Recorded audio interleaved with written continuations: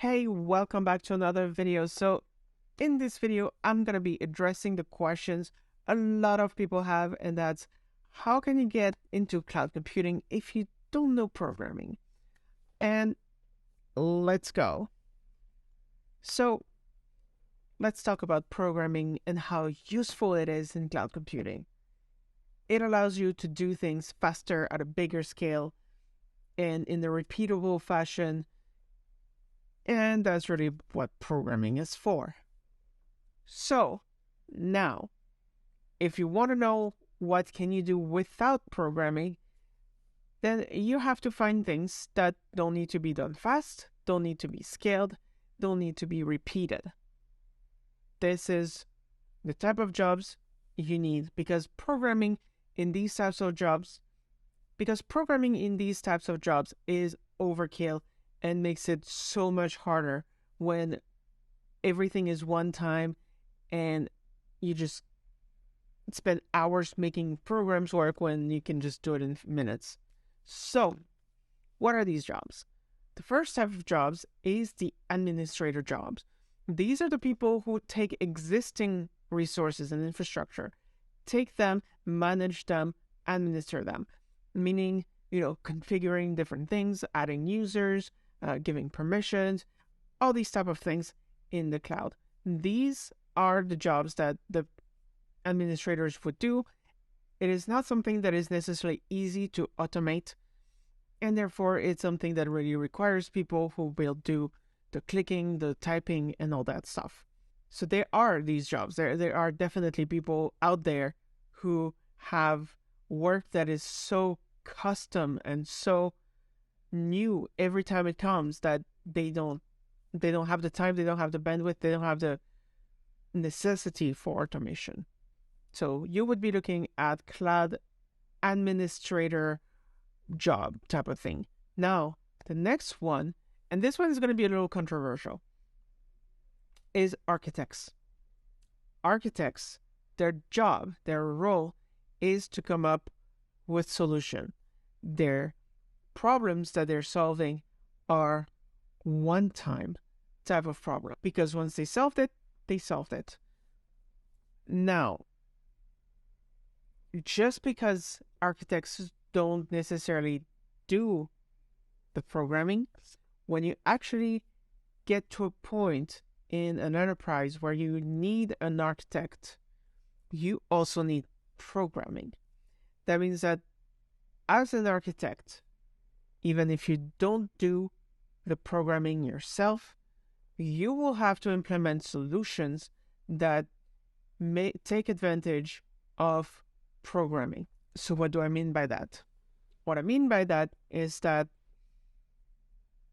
your goal as an architect is to come up with scalable and repeatable architecture.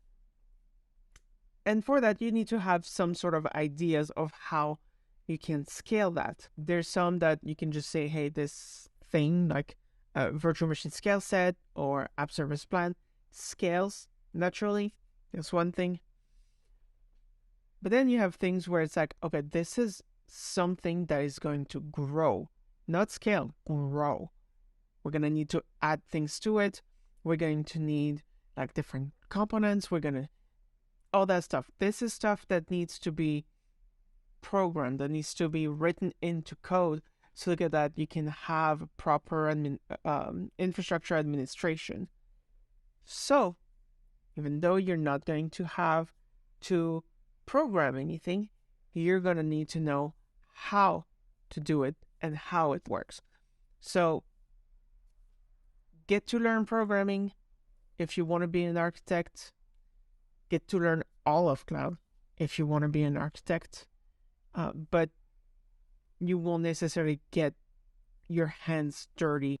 The other type of jobs is the non-technical jobs. There are those jobs, which are things like project manager, product manager, all these type of jobs that are in the cloud, but are not actually working in any implementation.